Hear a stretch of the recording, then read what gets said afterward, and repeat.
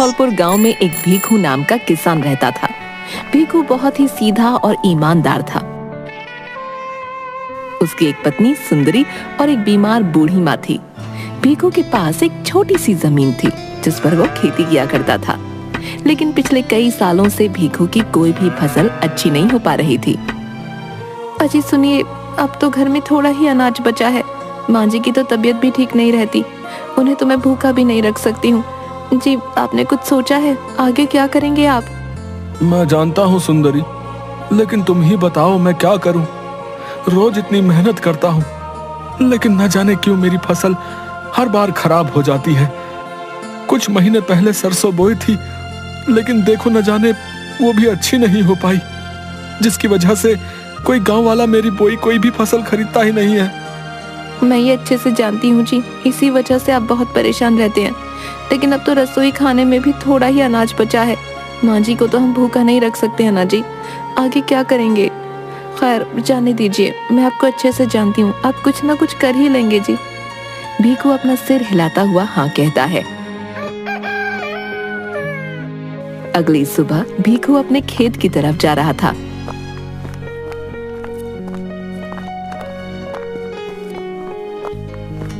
कि तभी उसे एक आवाज आती है जो कि भीखू का ही पड़ोसी होता है।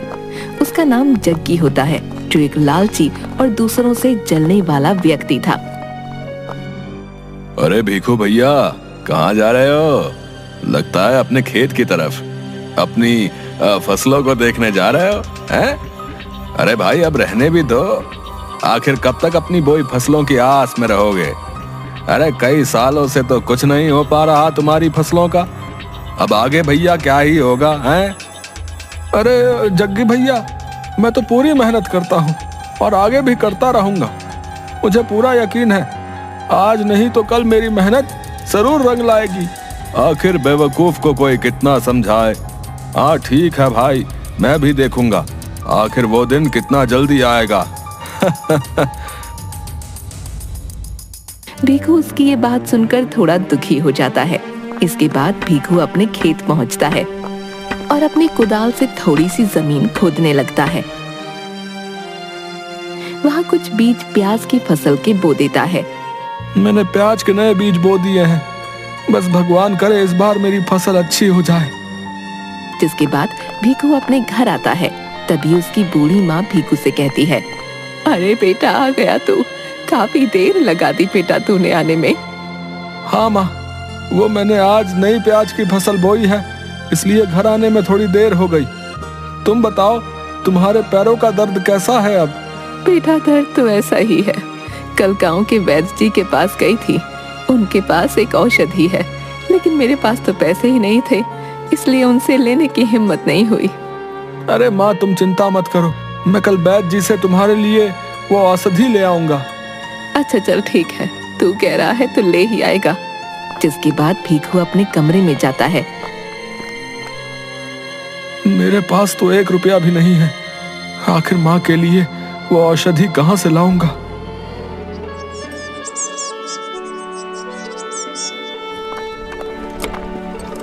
अगली सुबह भीखू वैद्य के पास जाता है, जो काफी बूढ़े थे। वैद्य बाबा भीखू को देखते ही, अरे आओ आओ बेटा, कैसे आना हुआ? सब ठीक तो है ना? बाबा क्या ही बताऊं, कल माँ बता रही थी कि आपने कोई पैरों की दर्द की औषधि बनाई है। माँ के पैरों का दर्द बढ़ता ही जा रहा है, लेकिन मेरे पास पैसे नहीं है। इस बार भी मेरी फसल अच्छी नहीं हुई है। बाबा मैं क्या करूं, मुझे कुछ समझ ही नहीं आ रहा है। अरे बेटा, तुम तो जानते ही हो मैं बहुत बूढ़ा हो चुका हूँ। जंगलों के पेड़ पौधों से जो भी औषधि बनाता हूँ, उसी से अपना गुजारा करता हूँ। लेकिन बेटा, तुम्हारी मजबूरी को देखते हुए मैं तुम्हारी माँ के पैरों की औषधि दे देता हूँ, लेकिन तुम्हें इसके बदले मुझे 4 दिन तक भोजन कराना होगा।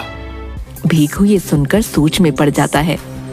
ठीक है बाबा, मैं 4 दिन तक रोज तुम्हारे लिए भोजन लेकर आया करूंगा। जिसके बाद बाबा उसे कांच की शीशी देता है, जिसे लेकर भीखू अपने घर आता है। घर पर उसकी माँ और बीवी होते हैं। तभी भीखू अपनी माँ से, ये लो माँ, मैं तुम्हारी दवाई वैद्य जी से ले आया हूँ। अब तुम्हारे पैरों के दर्द में जल्दी आराम आ जाएगा। अरे मेरे लाल, मुझे पता था तू जरूर मेरी दवा ले आएगा। अब तू देखना बेटा, मैं जल्दी ठीक हो जाऊंगी। तेरे जैसा बेटा पाकर तो मैं धन्य ही हो गई बेटा। ये तो मेरा कर्तव्य था माँ। तभी उसकी पत्नी भीखू के पास आती है। सुनिए जी, सच सच बताइए, आपके पास मां जी की दवा के लिए पैसे कहाँ से आए? क्या किसी से आपने उधारी ली है? नहीं नहीं भाग्यवान, मैंने किसी से उधारी नहीं ली। वैद्य जी ने पैसे नहीं लिए हैं, लेकिन वो क्या कर रहे हैं? बताइए ना जी, मुझे पैसे कहाँ से आए वैद्य को देने को? सुंदरी, वैद्य जी चाहते हैं कि माँ की औषधि के बदले मैं उन्हें 4 दिन का भोजन खिलाऊं। क्या कहा आपने? 4 दिन का भोजन? ये क्या बोल दिया आपने उनसे? आपको पता है रसोई घर में सिर्फ सीमित ही भोजन रह गया है। ऐसे में अगर हम 4 दिन तक रोज भोजन वैद्य को दे देंगे तो मैं आपको और माँ जी को क्या खिलाऊंगी जी? भाग्यवान, मैं जानता हूँ मेरे पास दूसरा और कोई रास्ता ही नहीं था। माँ के लिए वैद्य जी से वो औषधि लेनी बहुत जरूरी थी, इसलिए मैंने उनकी बात मान ली। जिसके बाद दोनों बहुत दुखी हो जाते हैं। शाम होती है। भीखू की पत्नी भीखू और उसकी माँ को भोजन देती है। भीखू की माँ भोजन खाने लगती हैं, लेकिन भीखू सिर्फ भोजन को देख रहा था। अरे क्या हुआ बेटा, तू भोजन क्यों नहीं खा रहा? अरे माँ, खा लूंगा, अभी थोड़ा मन नहीं है, आप खाइए ना। जिसके बाद भीखू की माँ अपने कमरे में चली जाती है और भीखू अपना भोजन लेकर बाबा के पास जाता है।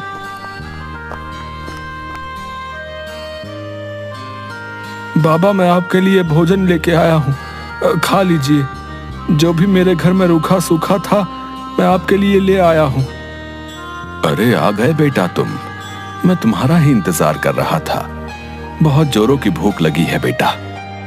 जिसके बाद बाबा उसका भोजन खा लेता है। इसके बाद भोला रोज ऐसा ही करता, अपने हिस्से का भोजन वैद्य बाबा को दे देता। चौथे दिन भीखू की पत्नी, सुनिए जी, आज तो रसोई घर में सारा अनाज खत्म हो गया है। मुझे तो बहुत चिंता हो रही है जी, आज क्या बनाऊंगी? भीखू ये सुनकर बहुत दुखी हो जाता है। भीखू मन ही मन सोचने लगता है, आज कैसे बाबा को भोजन दूंगा? वो अपने खेत में जाता है और देखता है कि उसकी बोई प्याज की फसलों में से एक प्याज खिलाई है, जो देखने में बहुत सुंदर लग रही है। भीखू उसे तोड़कर अपने घर ले आता है। तभी उसकी पत्नी, ये क्या लाए हैं जी? इसे एक प्याज से क्या होगा भला? भीखू रसोई घर में जाता है और एक आटे के डिब्बे को खोलता है, जिसमें बहुत ही कम आटा था। तुम इस आटे की रोटी बना दो। क्या बोल रही हैं जी? इस आटे की मुश्किल से एक, और वो भी बहुत ही छोटी रोटी बनेगी जी। इससे तो किसी का पेट नहीं भरेगा। तुम बनाओ तो सही, तुम इस आटे की छोटी ही सही, लेकिन रोटी बना दो। जिसकी बात उसकी पत्नी उस थोड़े से आटे की एक छोटी सी रोटी बना देती है। उसे लेकर भीखू वैद्य के पास जाता है। ये लो बाबा, मैं भोजन ले आया हूँ, लेकिन आपसे माफी चाहता हूँ, आज मेरे घर पर आटा नहीं था। बस जो थोड़ा सा आटा बचा था उसी से मेरी पत्नी ने आपके लिए रोटी बना दी है, और साथ में मैं अपनी प्याज की बोई फसल में से सबसे पहले जो प्याज खिलाई थी वो ले आया हूँ। वैद्य बाबा भीखू की ये बात सुनकर बहुत खुश हो जाते हैं। कोई बात नहीं बेटा, मैं आज यही खा लूंगा। वो रोटी और प्याज खाने के बाद, बेटा तुम वाकई बहुत अच्छे इंसान हो। तुम्हारी रोटी और प्याज खाकर मुझे बहुत आनंद आया। तुम्हारी ईमानदारी और निष्ठा को देखते हुए मैं तुम्हें कुछ देना चाहता हूँ। तभी वैद्य बाबा अपने एक पिटारे में से एक सफेद रंग की पोटली निकालते हैं और भीखू को दे देते हैं। ये लो बेटा, ये औषधि मैंने बहुत मेहनत से बनाई है। ये बहुत चमत्कारी है। इसे तुम जिस भी चीज में डालोगे उसका स्वाद 10 गुना बढ़ जाएगा। जैसे तुमने मुझे भोजन खिलाया है, वैसे ही तुम हर भूखे इंसान को भोजन कराओ।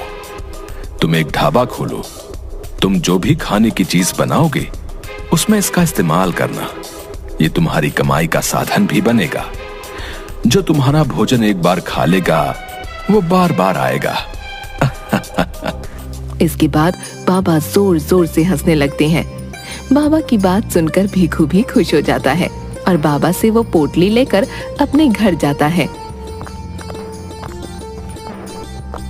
अरे आ गए आप, ये हाथ में क्या है आपके जी? भीखू अपनी पत्नी को सारी बात बताता है। ये क्या कह रहे हैं आप? क्या सच में ये चमत्कारी औषधि है? लेकिन जी हमारे पास तो इतने पैसे नहीं हैं, कहाँ से लाएंगे बनाने के लिए अनाज? हाँ भाग्यवान, यही तो अब मैं सोच रहा हूँ कि भोजन बनाने के लिए अनाज की तो आवश्यकता होगी, लेकिन कुछ समझ नहीं आ रहा है। तभी एक औरत भीखू के घर आती है। अरे सुंदरी भाभी, कहाँ हैं आप? अरे आइए आइए मीना भाभी, कैसे आना हुआ? अरे आपके लिए कच्चे चावल और दाल लेकर आई हूँ। इस बार हमारी फसल बहुत अच्छी हुई है। अब भीखू भाई का तो पूरे गांव में पता ही है, इनकी फसल कहाँ अच्छी हुई होगी, तो सोचा थोड़ा आपके घर ही दे देती हूँ। बहुत बहुत धन्यवाद मीना भाभी आपका, आपने हमारे बारे में इतना सोचा। अरे नहीं भाभी, आखिर आप इतनी अच्छी हैं, बस इसीलिए आ गई आपके पास लेकर। अच्छा सुंदरी भाभी, अब मैं चलती हूँ। जिसके बाद मीना अपने घर चली जाती है। ये देखिए जी, कितने सारे चावल और दाल है, अब हम इन्हें ही बनाएंगे। जिसके बाद भीखू और सुंदरी दोनों साथ में दाल और चावल बनाने लग जाते हैं। दाल चावल बन जाने के बाद, चलो सुंदरी, अब इसमें ये बाबा की चमत्कारी औषधि डालते हैं। हाँ जी, आप ही डालिए इसमें ये औषधि। भीखू दाल चावल में औषधि डालता है। दोनों दाल चावल लेकर अपने घर के बाहर एक एक लकड़ी की पटरी पर खड़े हो जाते हैं। तभी भीखू के पास गांव का एक युवक आता है। अरे ओ भीखू भैया, अब ये कौन सा नया काम खोल लिया है? दाल चावल का ढाबा? पर मुझे लगता नहीं है ये चलेगा भाई। अरे भाई, एक बार खा करके तो देखिए, हम दोनों मियाँ बीबी ने बहुत मेहनत से बनाए हैं, उसके बाद बताइएगा। अच्छा अच्छा ठीक है, खा लेता हूँ तुम्हारे बने दाल चावल। ये बताओ कैसे दिए पहले? बस 10 रुपए की प्लेट है भाई। हाँ हाँ ठीक है, दे दो एक प्लेट। जिसके बाद भीखू की पत्नी उसे एक प्लेट दाल चावल देती है। वो युवक दाल चावल खाने लगता है। अरे भीखू भाई, ये तो बहुत स्वाद है, ऐसे दाल चावल तो मैंने कभी नहीं खाए। जरा एक प्लेट और लगा दो। भीखू और उसकी पत्नी बहुत खुश हो जाते हैं। ये सब जग्गी चुपके से देख रहा था। जग्गी को ये सब बिल्कुल भी पसंद नहीं आया। ओह, तो अब इस भीखू ने नया रास्ता खोज निकाला है। अब पूरे गांव में इसकी वाहवाही होने लगेगी। नहीं नहीं, मैं ऐसा नहीं होने दूंगा, मुझे कुछ करना होगा। वो भीखू के ढाबे के पास गया। अरे भीखू भाई, कैसे हो भाई? आज बड़े जोरों की भूख लगी है, जरा एक प्लेट दाल चावल तो लगा देना। अरे भाई, अब तो दाल चावल खत्म हो गए, माफ करना भाई, अब तुम कल आना। अब ये भी कोई बात हुई भीखू भाई? इतने मन से आया था तुम्हारे ढाबे पर। खैर अब जाने दो, अच्छा चलता हूँ मैं। अच्छा रुको भाई, मैं अभी तुम्हारे लिए दाल चावल बना देता हूँ। हाँ हाँ ठीक है भाई, बना दो। तभी भीखू को थोड़ी दया आ गई। भीखू जग्गी के लिए दाल चावल बनाने लगा और देखते ही देखते भीखू अपनी उसी सफेद पोटली को निकालता है और उसमें से बाबा की दी औषधि उसमें डाल देता है। ये सब जग्गी बहुत ध्यान से देख रहा था। अच्छा, तो ये राज है इसके इतने स्वादिष्ट दाल चावल का। इसकी वजह से ही पूरे गांव में इसके दाल चावल इतने स्वादिष्ट होते हैं। तभी भीखू जग्गी को अपने बनाए दाल चावल देता है। ये लो भाई, खाओ मेरे दाल चावल। अच्छा ठीक है भाई, मजा आ गया, वाह तुम्हारे दाल चावल खाकर। अच्छा अब मैं चलता हूँ।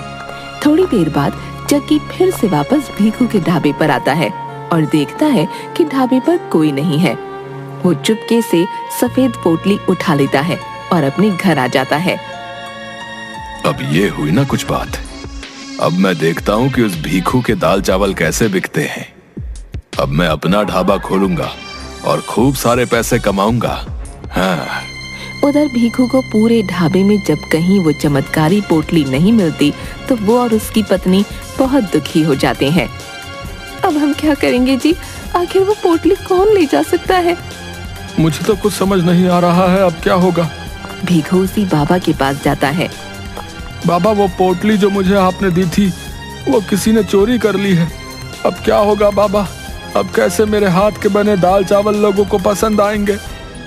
बेटा, तुम चिंता मत करो। जिसने भी वो पोटली चुराई होगी उस पर उस औषधि का उल्टा असर होगा। लेकिन बेटा, तुम उदास क्यों होते हो? तुम जो बहुत मेहनत और लगन से दाल चावल बनाते थे, तभी सभी गांव वाले तुम्हारे बनाए दाल चावल इतना पसंद करते थे। हाँ, मेरी दी गई औषधि स्वाद को थोड़ा बढ़ा जरूर देती थी, लेकिन तुम्हारी सच्ची निष्ठा और लगन के आगे उसका इतना महत्व भी नहीं। तुम जाओ और फिर से अपने ढाबे पर जाकर उसी प्रेम और निष्ठा भाव से दाल चावल बनाओ। तुम देखना, गांव वालों को तुम्हारे बने ये दाल चावल भी बहुत पसंद आएंगे। ठीक है बाबा, मैं चलता हूँ। जिसके बाद भीखू अपनी पत्नी के साथ फिर से दाल चावल बनाना शुरू कर देता है। उधर जग्गी भी अपना ढाबा खोलता है और खूब सारे दाल चावल बनाता है और उसमें वही औषधि मिलाता है। गांव का ही एक आदमी जग्गी की दुकान पर आता है।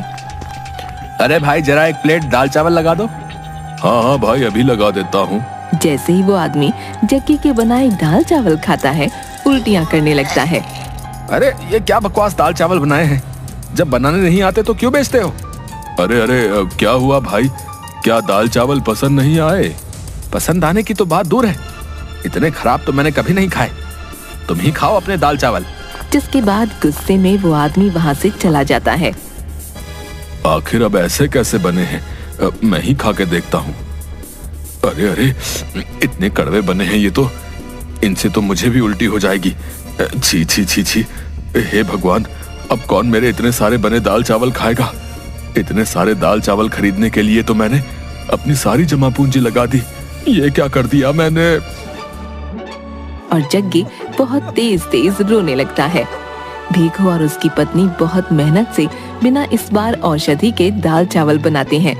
सभी गांव वालों को वो बहुत पसंद आते हैं और उनके ढाबे पर फिर से लोगों की भीड़ लग जाती है। और बिना उस औषधि के अब भीखू का ढाबा चलने लगता है और भीखू हंसी खुशी अपनी माँ और पत्नी के साथ रहने लगता है।